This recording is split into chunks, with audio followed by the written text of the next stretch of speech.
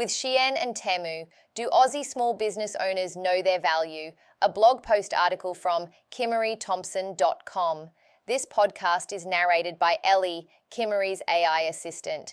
If you are interested in sources for the statistics, check out the show notes or visit KIMMAREE'S.com. Let's get started with a few numbers that help us define the impact of Shien and Temu on the Australian retail market. Until COVID hit, the big department stores, Myer and DJ's, were slow to get online. COVID pushed them to upgrade their online presence. According to Australia Post research, they were rewarded with a 7% increase in online sales. Yet, COVID was not all good retail news for Australian retail. Shien and Temu hit Australia, impacting both established bricks and mortar retail and small digital business alike. Aussie retail was facing a new and formidable competitor. In 2022, they arrived.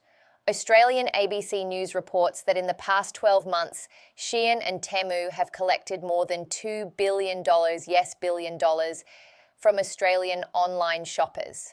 $2 billion out of the economy where escalating housing costs are quickly reducing the discretionary funds available for Aussie households to spend with Australian small businesses.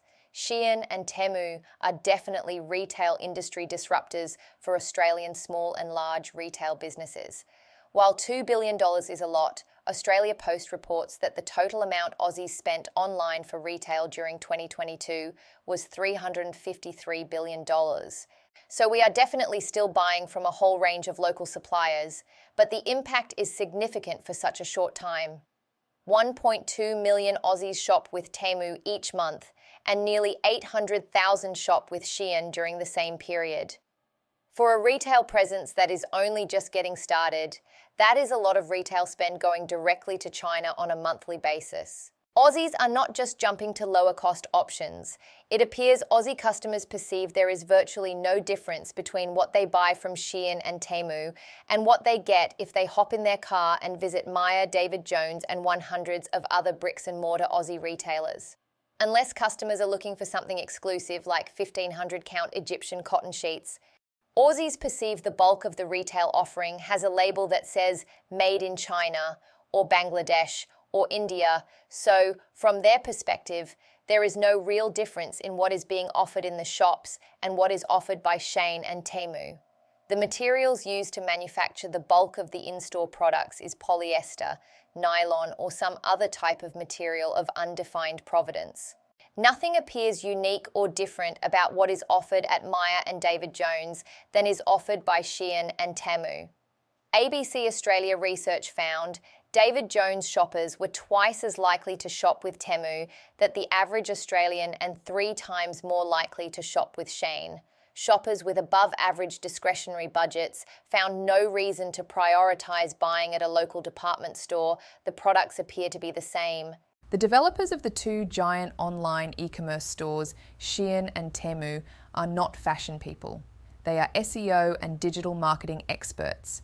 They have made the process of buying from them frictionless, low risk for even the most skeptical shopper.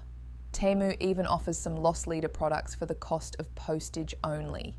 You get your $2 item delivered faster from China than you can get your daughter's birthday present delivered to Brisbane. Once they have your email and/or phone number, then they market and market and market to you. As digital marketing experts, they are first on board with using AI and all the online retargeting tactics. They can track your online searches, learn your preferences, and send you targeted marketing for things you may like. If you would like to test it out, try talking about buying a white dress or a green ute near your smartphone. See how many targeted ads and suggestions start turning up in your search results. It can seem like they know your thoughts, but it is just very advanced and targeted digital marketing. In addition to the cutting-edge marketing tactics, there is a substantial dollar investment in traditional marketing. ABC News reports that the global advertising spend by Shien and Temu could be as much as $15 million Australian per day. Primarily, they spend with Google and the Meta platforms, Facebook and Instagram. If you want your little local business to stand out, you really need a unique value proposition, a real strength to compete. when this huge marketing effort is backed up with their friction-free shopping experience, a well-oiled, reliable delivery processes. It makes standing around in Myer and DJ's looking for a shop assistant an even less attractive alternative. Once you are buying from them, the chances that you will run into someone else wearing the same item is lower than if you shop at the local shops. The previous fast fashion disruptors like Zara and Gap were turning out 12,000 to 35,000 new items a year. Shein listed 1.3 million new items over the past 12 months. From around 35,000 new styles to 1.3 million, the chances of running into someone with the same outfit just got a whole lot less likely. The Guardian estimates Shein annual revenue is $22 billion.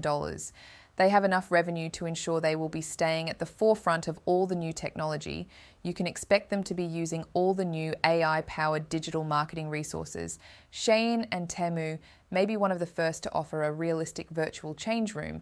Upload your body measurements and try on clothes that fit your body like real life. A future trend tip from KIMMAREE. This is where we dive into a few suggestions that may help Aussie businesses seeking to establish a sustainable market in this changing environment. The start of the conversation rather than a conclusive solution.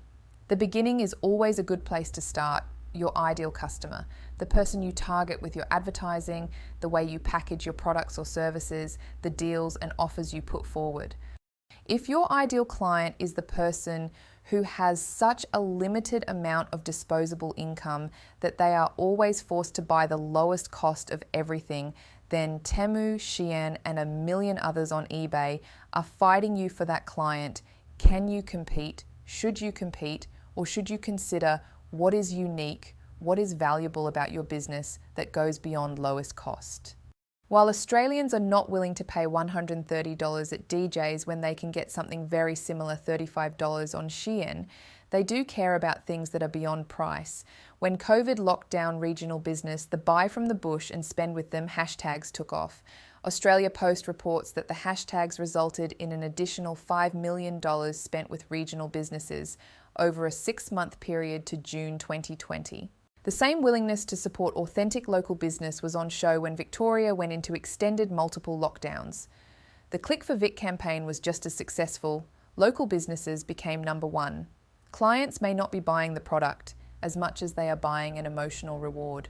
Supporting local businesses become a way of acting in accordance with our values, showing we are taking action to back our values with our money. If you sell online physical products in Australia, Australia Post research shows that online purchasers really value buying from businesses with eco-friendly credentials. 38% valued eco-friendly packaging a priority, the number 3 priority, after product availability and delivery options. It is interesting to note that verifiable product reviews came in at just 25%. When you look at who actually buys online in Australia, you can see where some of this story comes from. AusPost defines the 4 main types of Australian shoppers. Each has their own motivators to buy. If you are targeting the 55 to 70-year-old male from regional Australia, don't offer him a sale price or even a regular delivery subscription. He is not interested. He would love it if you throw in free delivery. This type of shopper represents around 30% of online shopping traffic, but only 4% of all online sales. If you are targeting a busy mum, 18 to 44, who lives in a metro area, in a higher income household, they are time poor. They love regular subscription deliveries and are highly motivated by short-term discounted prices. But they will drop you like a hotcake if you deliver their products wrapped in a lot of plastic. They highly value sustainable packaging.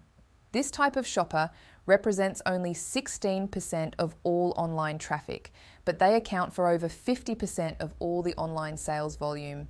If you do not have an online offering for this group, it could be about time you sat down and had to think about how you can tap into that market. You can see the deep dive into your ideal client can radically change your marketing message and marketing strategy. That said, sustainability is a consideration for Aussie shoppers. If you are already prioritizing recycling, eco-friendly practices, then you should tell your potential clients about what you are doing. For Aussies, it is definitely not all about lower prices. If we value sustainability, we also need to value ethics and workplace safety standards. ABC News has investigated what they call the dark side of Shien and Temu. They report garment workers, predominantly female, work 11-12 hours per day, 7 days per week. With many workers reported as being underage, China created 6 billion meters of clothing fabric in the first 2 months of 2022. 20 million tons of waste a year. If you are running a local business with social impact credentials, you have an authentic advantage over large, low-cost providers. Make sure you are telling your clients and your potential clients about your credentials, and don't feel bad about charging a fair price for all the extra love and care you put into creating your products or delivering your services in a safe and humane way. Australia has signed up to the United Nations Global Compact Sustainability Goals. We do not seem to be taking our commitment to these goals very seriously if we allow over $2 billion in product to be imported annually by just one provider who has questionable manufacturing standards and a questionable safety record for their workers. Customers are human. Really connecting with the values, the emotional rewards that our ideal clients can get when they shop with us can add that cost-free special sauce to why someone should buy from you. You can check out KIMMAREE'S workbook if you would like to fine-tune your marketing message or just subscribe for more free content. An example of how a local business can differentiate from low-cost providers, consider a local Western Australian from Bindoon. Her name is Chris Tan. She farms alpacas. Chris lets her customers know the provenance of each garment. She is a fibre artisan. She oversees your garment from growing the yarn on the farm animal to knitting your garment. You will even know the name of the animal that provided the yarn for your garment. She does the spinning by hand on one of her spinning wheels. She either hand weaves or knits jumpers, hats, shawls, and similar items. She told KIMMAREE that she automatically doubles the price when people ask for a discount, saying, "If clients don't see the value in a handcrafted item, it will not matter how much I discount it." KIMMAREE agrees with her.